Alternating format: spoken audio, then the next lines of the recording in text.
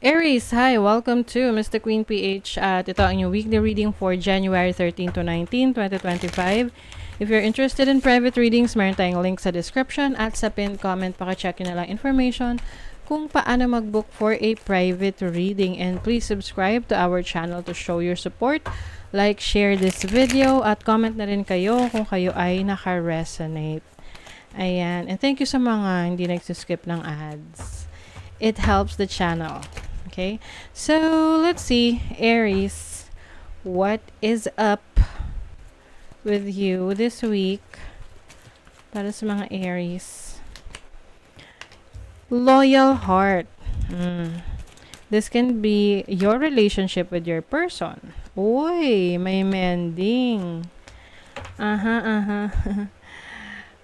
Yung iba sa inyo meron kayong aayusin na relationship. So, pag sinabi natin relationship, hindi lang naman yan romantic. Pwede yung relationship sa anak mo, relationship sa parents mo, sa kaibigan mo.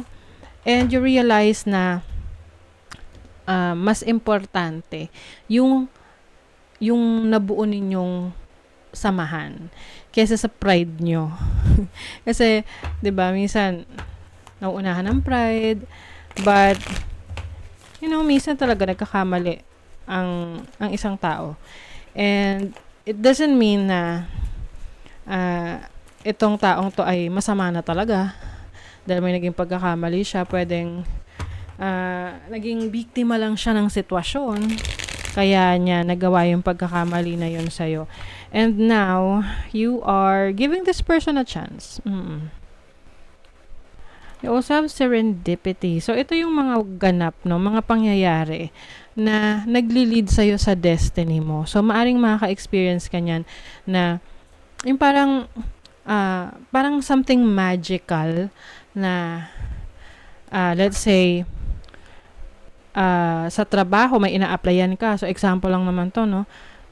May ina-applyan kang trabaho pero hindi ka nakapunta doon sa interview kasi it's either na traffic ka or nagkasakit ka. So, inisip mo na, missed opportunity na yun.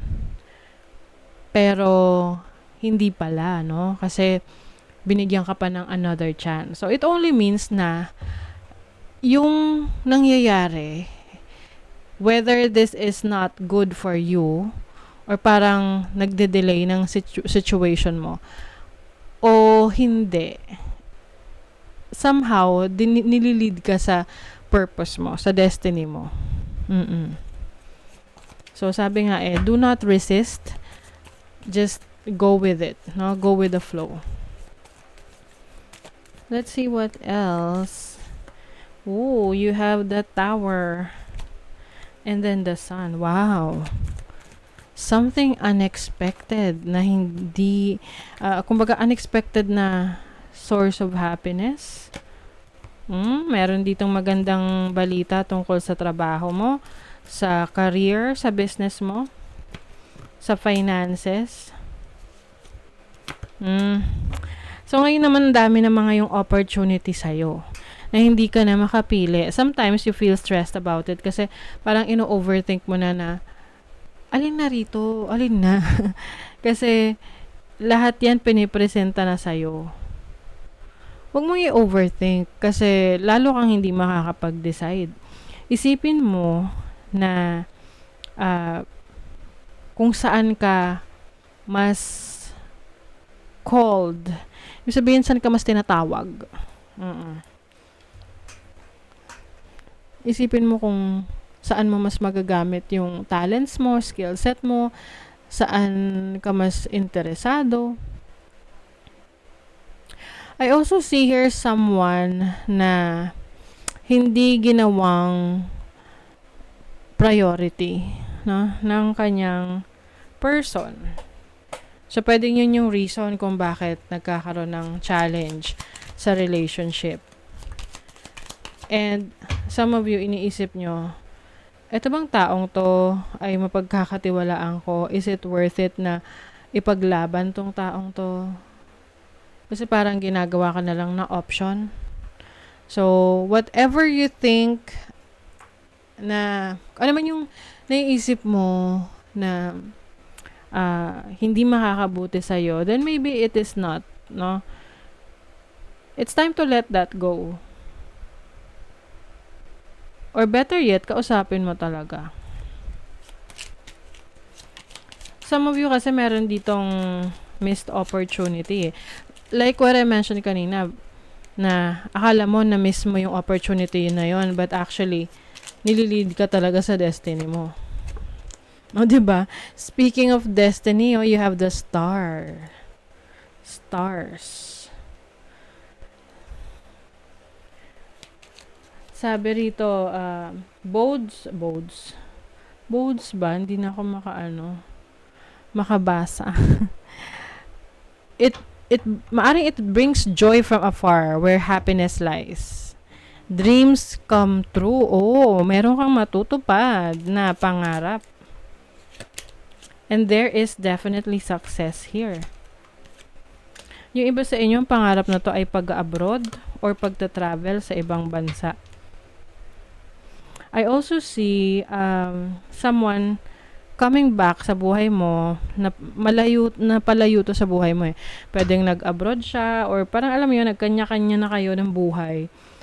And then, somehow, this person ay nakahanap ng paraan para makabalik sa buhay mo. Diba? Pwede naman tong romantic person, pwede ring kamag-anak, mahal sa buhay, kaibigan. So, sa ngayon, yung iba sa inyo, merong opportunities for relationship, for romantic connection. And I think, ito nga yung pinatawad mo. Binigyan mo ng pagkakataon na maging part siya ulit ng buhay mo. Yes. Intuition. Starfish. Yes, your intuition is going to be strong this week. Pakinggan mo raw yung iyong instinct. Think less and feel more. So, ayun nga, iwasan mo pag-overthink. Mas ramdamin mo kung saan ka mas mapapabuti, saan ka nililid, no? Yung divine guidance. And also, bringing balance into your life. Na hindi mo kailangang mag-focus lang sa isang bagay to the point na nakakalimutan mo na yung iba mong responsibilities. So, balansehin mo lang yung oras mo, yung panahon mo para lahat na a-accomplish mo. And also, yung iba, magpo-focus rin kayo sa inyong kalusugan. Yes. Yung inyong kalusugan. Napaka-importante sa inyo yan ngayon. To practice self-love, self-care. Okay? So, that is your reading, Aries. Thank you so much and see you again.